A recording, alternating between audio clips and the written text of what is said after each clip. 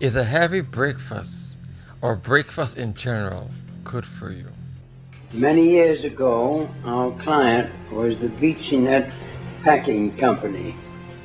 We made a research and found out that the American public ate very light breakfasts of coffee, maybe a roll, and orange juice. We went to our physician, found that a heavy breakfast was sounder from the standpoint of health than a light breakfast because the body loses energy during the night and needs it during the day. We asked the physician, after telling him why we were talking to him, would he be willing, at no cost, to write to 5,000 physicians and ask them whether their judgment was the same as his. We carried out a letter to 5,000 physicians. All of them concurred that a heavy breakfast was better for the health of the American people than a light breakfast. That was publicized in the newspapers, had headlines saying 4,500 physicians urge heavy breakfast in order to improve health of American people. Now, many people believed that this push for the use of a heavier meal that included bacon and eggs was done so as to improve the sales of bacon and eggs. And after Edwards' collaboration with 5,000 physicians, that's exactly what happened. Many of them stated that bacon and eggs should be embodied with the breakfast, and as a result, the sale of bacon went up. But the question is, were there actually any health benefits, or was it just to push the sales of bacon and eggs?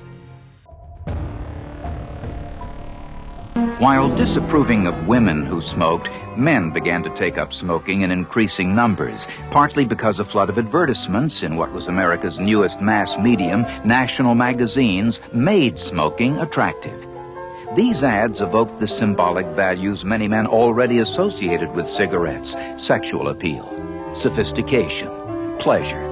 But they failed to persuade women to risk the disapproval of their menfolk by taking up cigarettes. Now, before we can analyze the breakfast statement made, I think we have to first look at the person who pushed it in the first place, and that was Edward Bernays.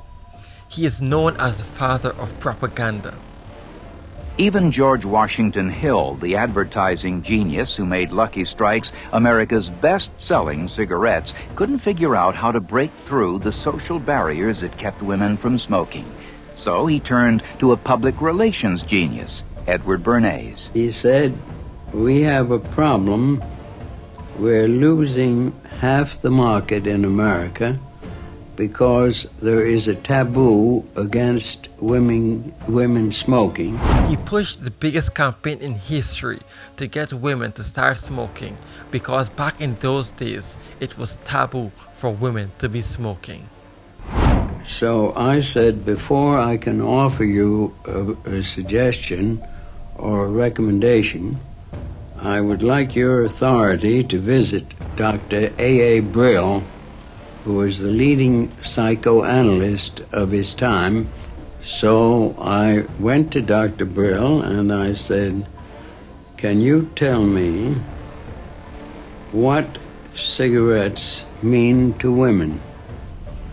And as quick as that, he said, cigarettes to women are torches of freedom that they use to dramatize their objection to the taboo against smoking by men. Basically, he tricked women into thinking that in order for them to be the same or as equally valued as men, they would have to start smoking. And because of that, many women started to smoke, labeling it the torches of freedom. It was one of the biggest psyops in human history. And I decided we would get debutantes to light torches of freedom in the Easter parade to protest man's inhumanity to women by the taboo against smoking. Within 6 weeks, smoking became an accepted pattern for women throughout the United States. So let's take an actual look into breakfast.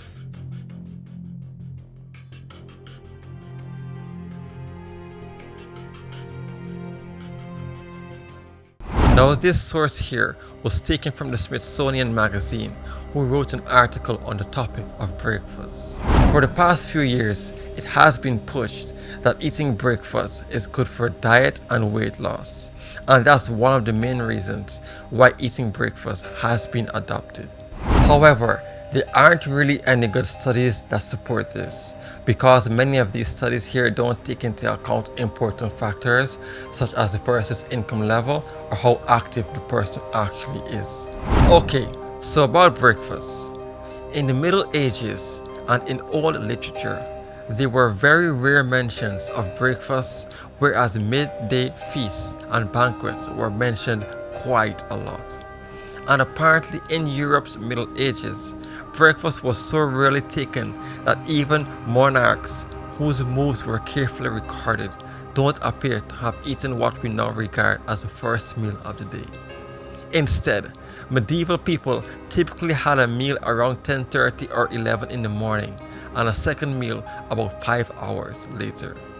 It was said that some people did eat breakfast whenever they were sick, for example, but in most cases it was only the peasants who ate breakfast because they had to go about a heavy filled work day.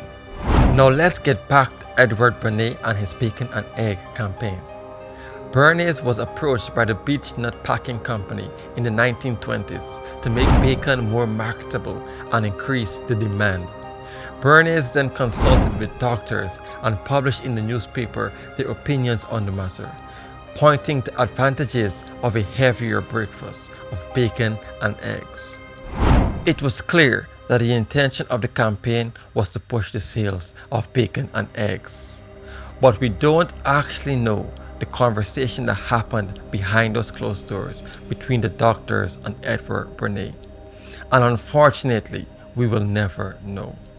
However, what I do know is that periodic intermittent fasting has been proven to promote a healthier body, and lighter meals are always better than overeating or eating until you're full.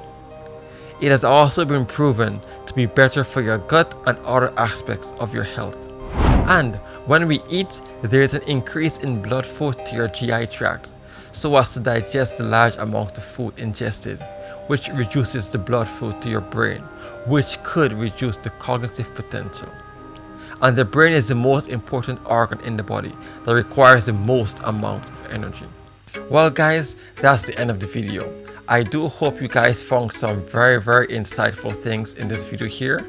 I do hope that you take your health seriously, because health is the most important thing right now.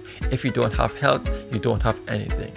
I do have another video talking about these people who lived past 100 years. So if you're interested in knowing their lifestyle and what they did to live so long, then check that video out right there. Anyway guys, thanks for watching. I'll see you in the next video. Peace.